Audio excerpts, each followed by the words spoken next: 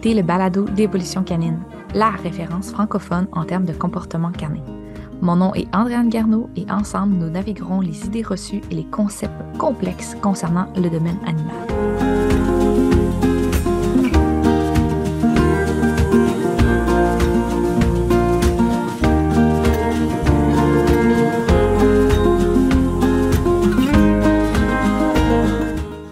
Allô tout le monde, bienvenue Julia qui est avec nous aujourd'hui, une intervenante en comportement canin qui va justement venir nous parler du métier. Julia, présente-toi à nos auditeurs auditrices. Donc, je m'appelle Julia, mon titre c'est intervenante en comportement canin et je suis propriétaire de la compagnie Le Bon Clébard. Cool, c'est le fun de t'avoir avec nous. Nous, on se connaît déjà, fait que ça va être super intéressant là, d'en apprendre quand même plus sur toi. Qu'est-ce qui t'a amené à travailler dans le métier? Ça, on ne se l'est jamais dit, je ne te l'ai jamais demandé. Ben oui, si on remonte il y a quelques années, là, à la base, tout a débuté avec un AEP en soins animaliers. Ce AEP-là, c'était vraiment une attestation d'études professionnelles. Ça venait toucher un petit peu à tout.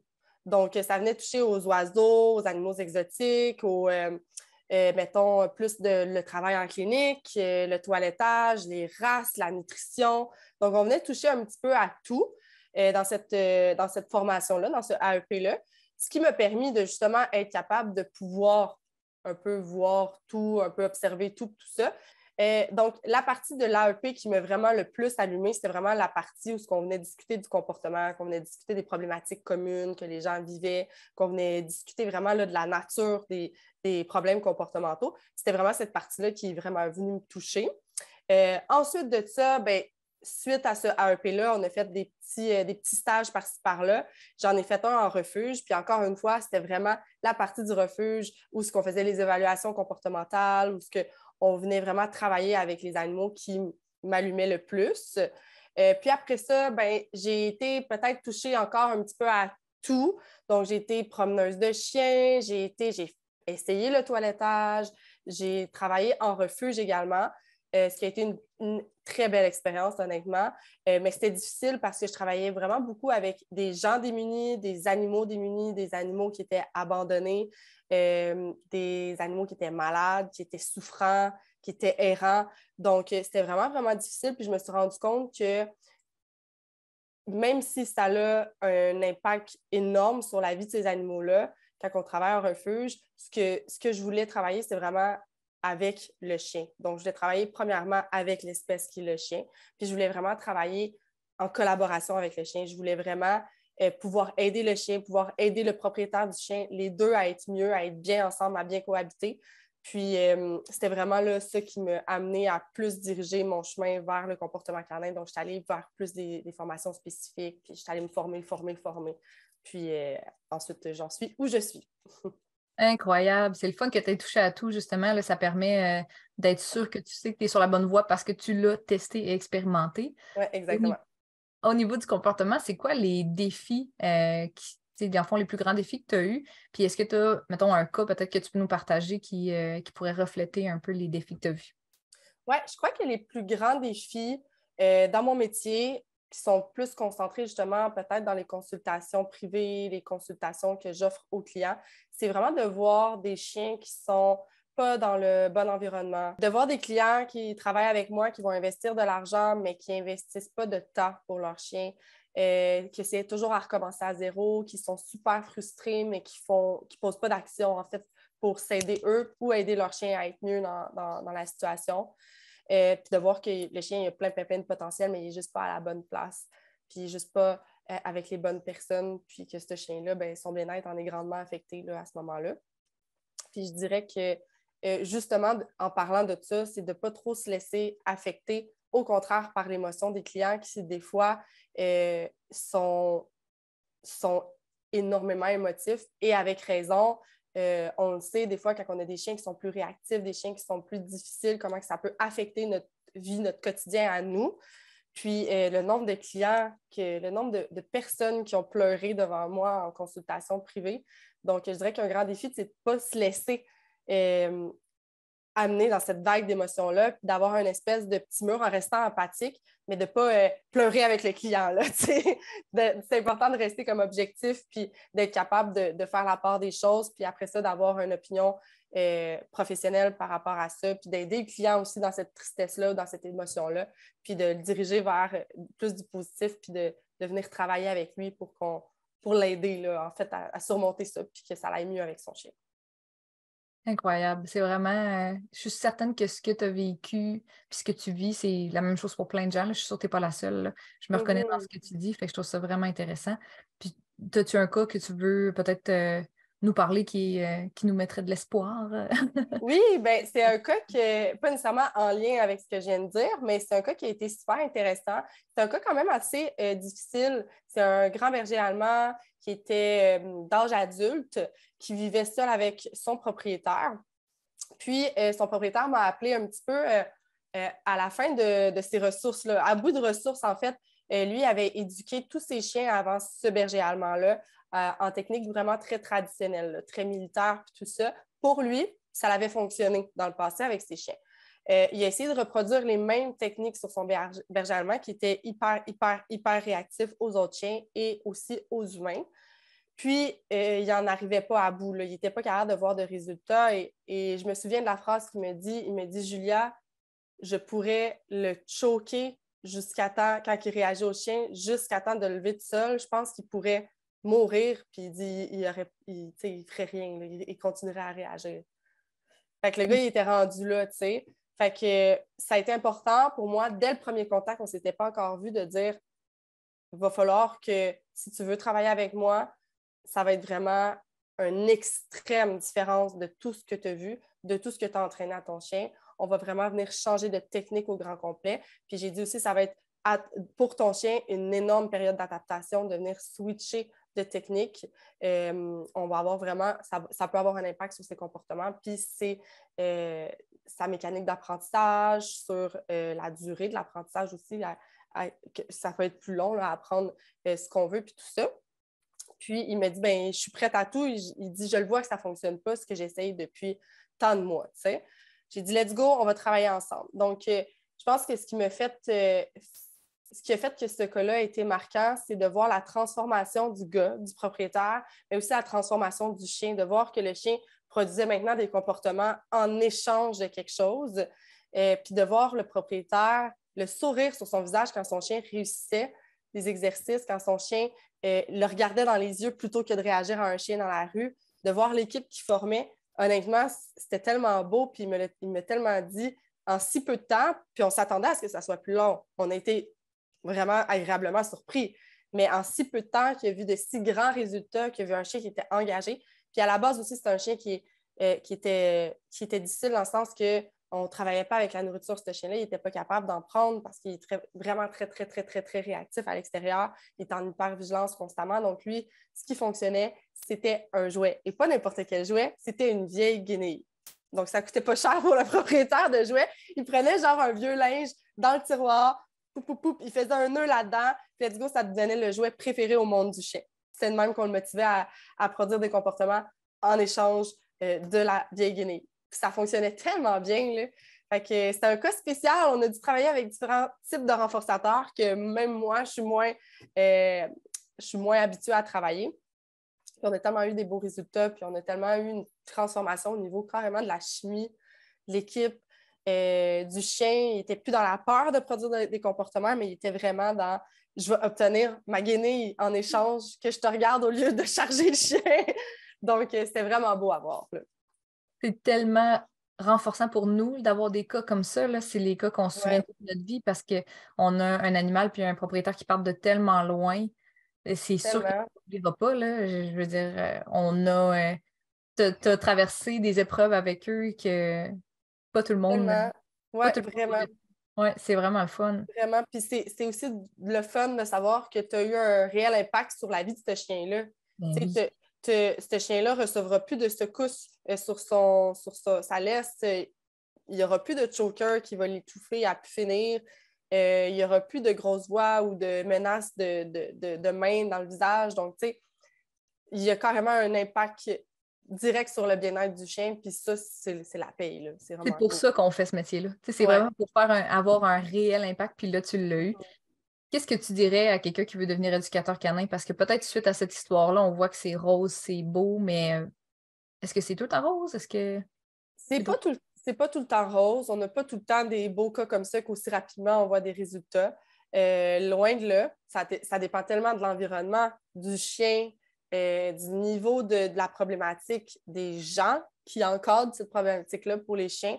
Je dirais que l'idéal, ben, mon premier point, ça serait de se former le plus possible. C'est classique comme conseil, mais oui, parce que si on veut pouvoir être capable d'aider des gens comme ça, de venir faire des transformations aussi belles que celle-là, ben, il faut avoir les connaissances nécessaires. Il faut pouvoir se former. Il faut pouvoir avoir tous les outils possibles pour pouvoir s'adapter à la clientèle, s'adapter au type de chien, pouvoir travailler avec n'importe quel chien. Donc, c'est pas tous les chiens qui sont pareils, qui réagissent pareil, qui vont avoir les mêmes motivateurs, qui vont avoir les mêmes problèmes de comportement ou le même degré de problème de comportement. Fait que ça serait vraiment de le plus possible se former. Puis je dirais aussi d'être capable de se blinder par rapport justement à ce que je disais tantôt, qu'il y a beaucoup d'émotions des fois dans les consultations, il y a beaucoup d'émotions des fois de frustration aussi. On le voit que les gens sont en colère, ils vivent la problématique depuis tant d'années. Ils nous appellent puis ils sont au bout du rouleau. C'était pour hier qu'ils avaient besoin d'aide. Donc, des fois, c'est dur de dealer avec la frustration de ces gens-là, puis de se sentir comme pressé par eux, puis des fois, ça peut bousculer peut-être la qualité de notre travail à ce moment-là, mais il faut se blinder puis faire comme, mais si on ne suit pas les étapes, on n'aura pas le même progrès, on n'aura pas le même impact, puis on n'aura pas la même qualité au niveau des apprentissages. Je dirais aussi, je pense que c'est vraiment commun là, chez les éducateurs de ne pas se laisser trop écraser par le syndrome de l'imposteur. Tellement. C'est fou, là, tu sais, quand même, comment ça peut nous affecter. Puis on a tellement comme un métier qui n'est pas réglementé. On a des gens qui peuvent faire n'importe quoi. On a toutes nos forces, on a toutes nos faiblesses, mais de ne pas trop se laisser, là, de pas trop laisser le syndrome de l'imposteur toucher notre confiance en nous, parce que ça peut prendre énormément de place, là, vraiment. Là. Ça peut prendre beaucoup de place. Puis aussi, quelque chose que j'étais moins capable de faire en début de carrière, d'utiliser son jugement professionnel des fois pour avoir les conversations plus difficiles, les plus tough, là, à parler de relocalisation, parler justement du bien-être de l'animal. Peut-être que c'est pas le bon environnement pour lui. Fait que de mettre les gens dans une position qui n'avaient peut-être pas envisagé ou... Fait que ça peut être des situations qui sont difficiles, mais si on veut aider les chiens, parce que c'est pour ça qu'on fait ce métier-là, il faut les avoir, ces discussions-là. Je suis vraiment d'accord avec tout ce que tu dis. Puis, encore une fois, je me reconnais dans plein de choses. C'est sûr que les autres aussi vont se reconnaître. Je trouve que tes conseils sont très pertinents parce que la formation, oui, mais aussi le syndrome de l'imposteur. Puis, les discussions difficiles qu'il faut avoir, il faut les avoir. Surtout il faut les avoir, ouais. Surtout si le client nous ouvre la porte et nous dit qu'est-ce que tu penses de ben là, go. C'est comme pas le choix, il faut expliquer, puis il faut rester professionnel. Fait que c'est vraiment. On jongle avec tellement de choses dans ce métier-là. C'est incroyable. Il y a tellement de paramètres.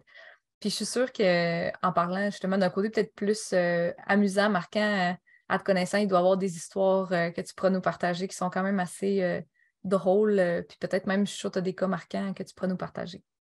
Ben oui, ben je pense que je suis un petit peu connue auprès de ma clientèle pour, de un, être la professionnelle à accumuler les contraventions. Donc, mon secteur est le secteur de Montréal. Donc, malheureusement, par manque de vigilance, j'accumule énormément les contraventions. Par accumuler, je parle que j'en ai souvent. C'est souvent des contraventions de stationnement. C'est pas rien d'autre. Sinon, c'est mon genre de me tromper d'adresse. Je me suis déjà trompée d'adresse, donc je cogne chez les mauvaises personnes. Ou je suis à la bonne adresse, mais je suis sur la mauvaise rue. Puis là, je suis comme, allô, je suis ici pour rencontrer. Puis là, ils sont comme, OK, mais on n'a pas de chien, ça ne fait pas de sens. Donc, ça, me tromper de client. Donc, c'est déjà arrivé d'aller chez, par exemple, mettons, le nom c'était Sylvie. C'était pas la bonne Sylvie à mon horaire. Donc, j'étais allée chez l'autre Sylvie, puis l'autre Sylvie était comme, ah, je savais pas qu'on avait rendez-vous. Ben, OK. Puis l'autre Sylvie est en train de m'appeler, genre, t'es où? Oh mon Dieu, Oui, c'est puis tellement drôle. ouais, ou me tromper de date, être d'avance, puis aller chez le client, puis faire comme, ouais, t'es pas là, qu'est-ce qui se passe, je suis là. Puis on était comme, ben, Julia, notre rendez-vous, c'est demain, genre, puis je fais, ah! Oh Fait mon que, ben, c'est ça, tu sais, aussi être travailleur autonome, avoir sa propre entreprise, c'est aussi jongler avec toute la prise de rendez-vous, l'horaire, le stress des clients, le stress des cas, puis tout ça. Puis des fois, ben, on arrive de faire des erreurs, d'être mélangé. Puis, ben, des fois, je suis mélangée. Oh, on est tous humains, là, c'est normal. Mais Il n'y a oui. personne qui peut dire qu'il s'est jamais trompé ou qu'il a jamais.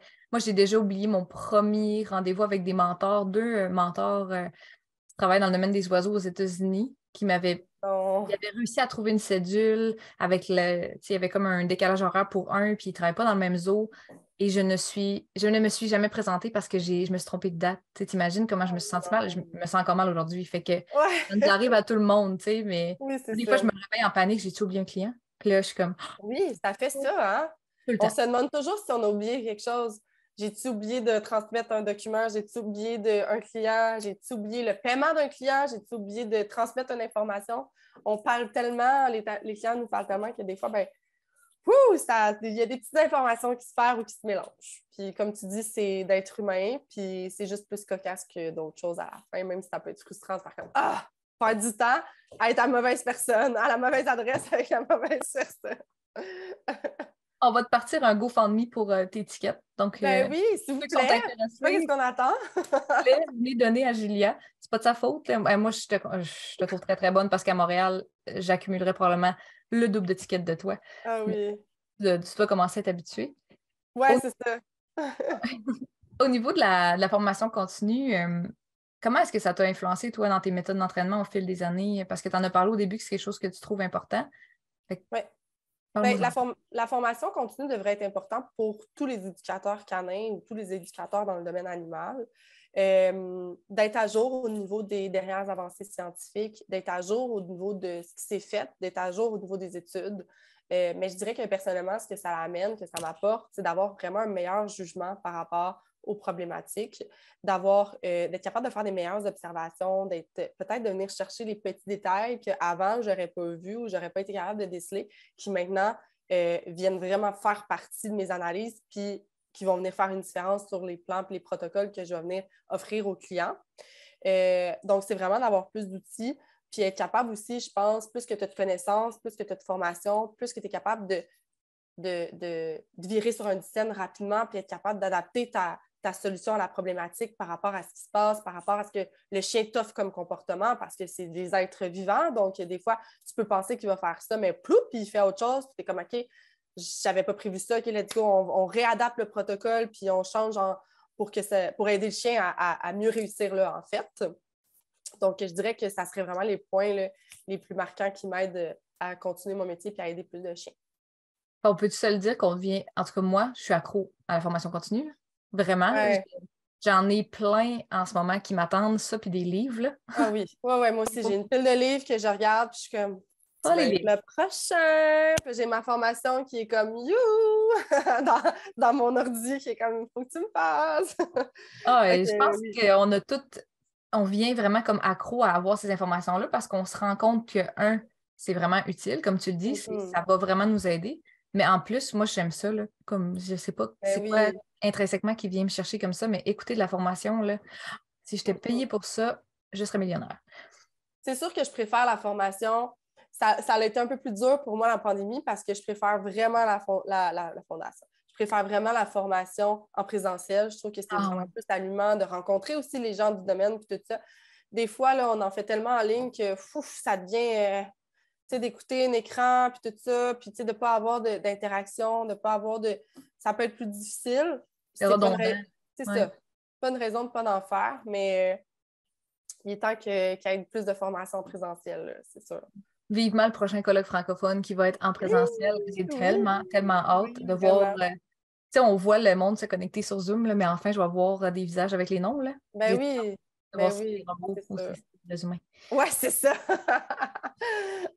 C'est clair. Je pense que au travers les années là, que que j'enseigne aux clients, que j'ai travaillé avec les clients puis aider leurs chiens, Bien, je pense que ce qui est beaucoup, beaucoup marquant, c'est la rencontre des personnes. C'est vraiment les personnes qui me marquent. Donc, il y a des personnes qui vont marquer ma carrière de par l'impact que j'ai eu sur leur vie, comment ils me l'ont dit, comment ils m'ont transmis cette reconnaissance-là, de par des gens qui veulent rester en contact avec moi aussi. Je me suis fait des amis, donc il y a des gens maintenant qui font partie définitive de ma vie, puis c'était des anciens clients. Donc, c'est vraiment ces gens-là que je croise, puis c'est tellement des bonnes personnes. J'ai tellement rencontré des personnes extraordinaires, fait des contacts, des échanges mutuels de services. Donc, je dirais que c'est ça qui est marquant, c'est vraiment les personnes. Ah, puis on crée un réseau qu'on n'imagine pas au départ parce que nos clients ont tous des métiers, techniquement, pas tous, mais la Ouais. grande majorité. Fait qu'eux, je me rappelle, j'ai des clients qui me disaient Hey, il y en a un qui me disait je fais des sites web, fait que je peux. Oui. Tu sais, veux-tu que je fasse un site web? Puis il y en a un autre qui est dans la construction, puis par hasard, tu dis que je sais pas, tu as une problématique, tu veux rénover quelque chose, puis il dit ben, c'est Mhm. fait que c'est là que tu rencontres des humains, puis on est avec eux dans des moments difficiles de leur vie. On est là pour les soutenir. Puis ça crée des liens automatiquement. Si on les soutient bien, c'est sûr. Fait que toi, tu dois être très empathique parce que si tu ne l'étais Ouais. pas, les gens ne voudraient pas rester en contact. Ils t'associeraient à une expérience assez aversive. Ils seraient comme mon Dieu. Mais au contraire, ils se disent, elle nous comprend. Elle est là, elle Ouais. est humaine. Puis Ouais. j'aime ça parce que j'ai beaucoup de clients aussi qui sont devenus des amis. Mettons, dans mes 3 premiers clients, il y en a deux que j'ai resté en contact longtemps, puis il y en a une Ah qui est ouais. venue à la maison. Elle est venue passer quelques jours à la maison. Wow. Tu sais, ça devient vraiment des gens qui sont importants, puis je pense Mhm. souvent à mes clients. Là. Une chance que Ouais. le monde ne soit pas dans ma tête. Là. Mon copain, il dirait, mon Dieu, tu penses bien, il y a dommage d'espace pour les clients. Je suis comme, oui, vraiment Ben, beaucoup. c'est ça, mais oui, veut pas, ils font partie de notre quotidien aussi, là, autant que leurs chiens, eux aussi, font partie du quotidien, mais ça peut avoir un envers de la médaille aussi. Ben, c'est sûr qu'on ne peut pas plaire à tout le monde, même Non. si moi, j'aimerais ça plaire à tout le monde, mais ce n'est pas la réalité de personne, je crois. Puis, ben, l'envers de la médaille, c'est que des fois, ben, il y a des personnalités qui fitent moins, Mm. même si on est super, on peut être super pédagogue puis transmettre l'information, puis tout ça, ben, des fois, il y a des personnalités qui fonctionnent moins. Puis, veut pas, notre expérience, autant l'expérience du client va être différente par rapport à moi, comment j'apporte la matière, comment je travaille, puis tout ça. Donc, s'il va avoir une belle expérience ou une moins bonne expérience, mais le client peut avoir aussi un impact sur moi, comment que je vais vivre mon travail. Puis quand on a des clients qui sont moins réceptifs, qui croisent les bras, puis qui sont dans le jugement par rapport à nos techniques ou les conseils qu'on offre, ou sont toujours en train de relancer ou de douter ou qui sont juste c'est des personnes qui ont plus de difficultés à discuter, à dire ce qu'ils pensent. Ou, ça aussi, ça peut rendre notre métier beaucoup plus difficile. Là. Fait que, autant qu'il y a des personnes qui font que je fais un beau travail puis que c'est le fun puis mes journées passent bien, ben, il y en a d'autres des fois que c'est plus difficile à connecter. T'sais. Oui, en effet, il n'y aura jamais de la perfection, puis c'est bon que tu le mentionnes pour ne pas donner une impression que c'est tout en rose, puis que si vous faites ce métier-là, vous allez voir, vous allez tomber devenir amis ou tomber en amour avec le métier parce que tous les humains que vous allez rencontrer vont être extraordinaires. Ils sont Ouais, tous c'est ça. extraordinaires, mais autant comme tu dis, on ne peut pas plaire à tout le monde, mais c'est pas tout le monde qui nous plaît non plus. Fait que quand on accepte ça, on se dit, bon, mais c'est vrai, pareil, c'est pas qu'on les aime pas, mais c'est qu'on ne connecte pas. Fait que c'est assez difficile, mais on vit avec. Ben, c'est ça. Puis c'est apprendre aussi à changer nos façons de faire, nos techniques, notre approche par rapport à l'individu, l'humain qui se trouve devant nous. Là. On ne sera pas nécessairement pareil que quelqu'un qui est super pépé, puis qui est full dedans, puis qui est ah ouais, emmène-en du contenu, puis pourquoi, puis ci, puis ça. Ben, c'est sûr que notre approche va être différente aussi. Oui, vraiment. Puis en parlant justement tu sais, là, on a parlé de plein de choses, mais c'est quoi les compétences que tu trouves qui sont les plus essentielles au niveau du métier, dans le fond? Bien, je pense que ça revient un peu à ce qu'on a dit, être vraiment empathique, autant envers le chien. Moi, je vais dire le chien en premier, être empathique par rapport à ce qu'il vit, mais aussi envers l'humain, à ce qu'il vit, d'être capable d'avoir une bonne analyse du chien. Mais je pense qu'une de mes forces, c'est d'avoir aussi une bonne analyse du client, de l'humain.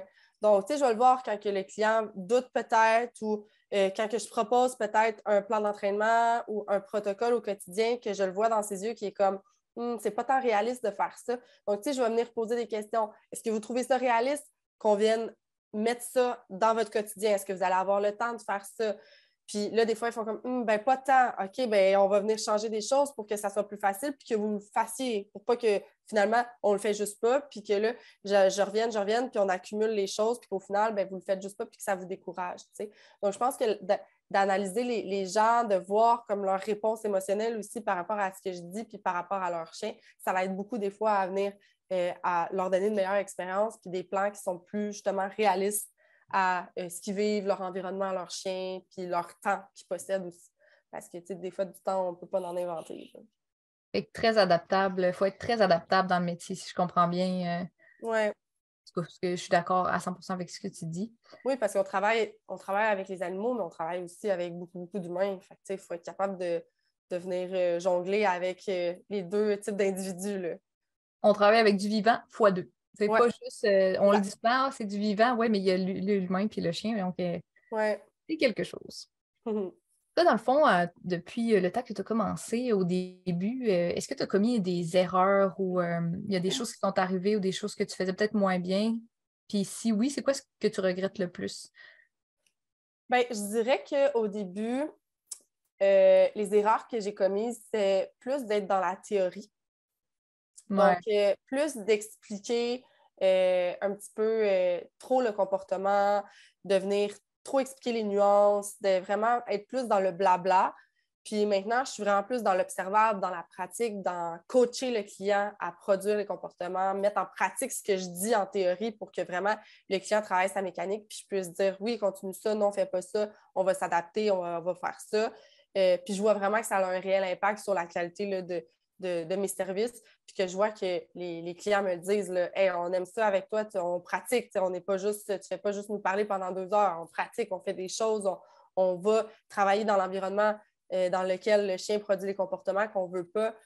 Donc, c'est peut-être l'erreur là, la plus marquante que j'ai commise, là, d'être trop dans la théorie, d'être trop dans le blabla.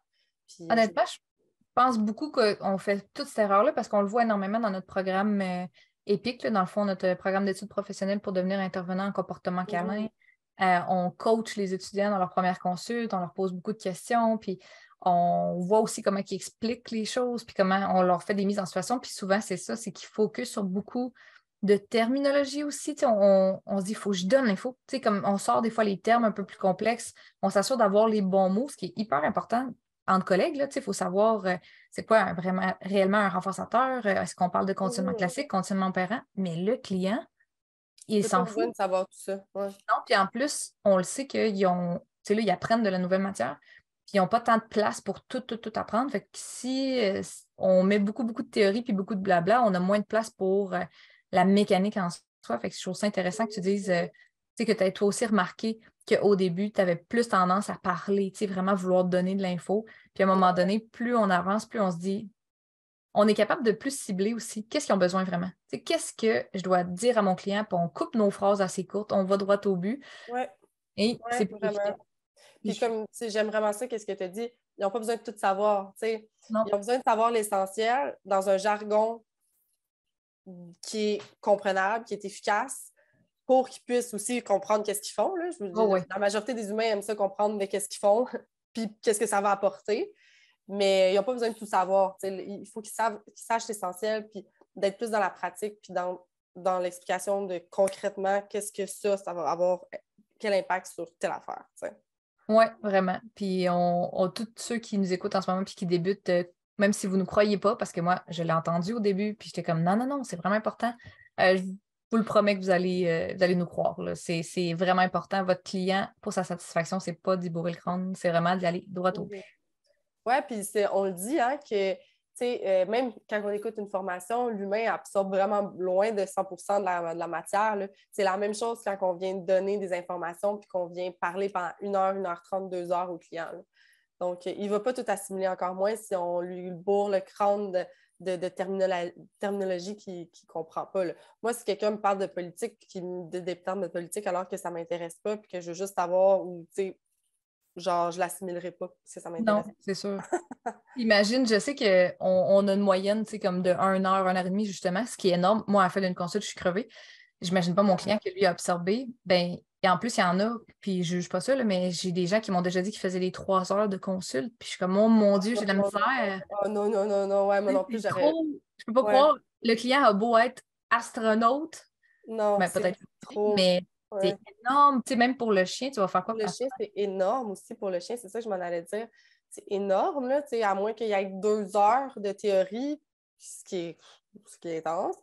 Pour le chien, si, mettons, c'est un cas de chien qui est très excité avec l'humain, très réactif, ben c'est trop intense de l'exposer à ça pendant 3 heures. Je suis 100% d'accord. Mais sérieusement, merci, Julia. C'était vraiment intéressant, là, Ça me fait tous plaisir! tes commentaires, tout ça. Là, je suis sûre que tous ceux qui travaillent dans le domaine se sont reconnus parce qu'en tout cas, moi, je me suis full reconnue dans ce que tu disais. Puis c'est full rassurant de parler puis d'entendre du monde qui vit les mêmes choses que nous. J'ai vraiment Ben beaucoup oui. apprécié. Je te remercie de ton temps. Je te remercie d'avoir été là avec nous. Puis j'espère qu'on va peut-être pouvoir se revoir un jour dans un autre podcast. Donc, Ben oui. merci à tous ceux qui nous écoutent. Puis on se revoit très bientôt. Écrivez-nous dans les commentaires quel est le prochain sujet que vous aimeriez qu'on aborde dans le podcast. Et pour en apprendre un peu plus sur notre programme EPIC, qui est notre programme d'études professionnelles d'intervention en comportement canin, juste à cliquer sur les liens dans la description.